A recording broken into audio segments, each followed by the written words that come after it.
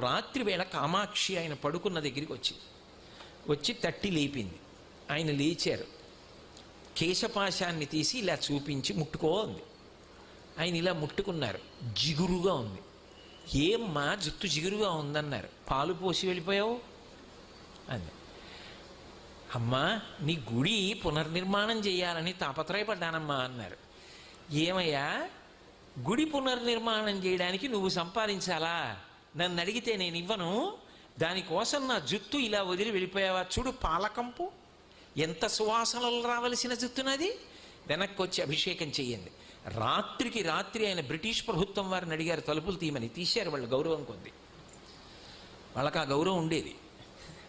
తలుపులు తీస్తే వారు గబగబా వచ్చి కంచిలో అమ్మవారికి మళ్ళీ అభిషేకం పూర్తి చేశారు. ఆ తర్వాత ఎక్కడి నుంచి వచ్చిందో కాసుల వర్షం పడిపోయింది. ఆ దేవాలయం అంతా పునర్నిర్మాణం చేశారు.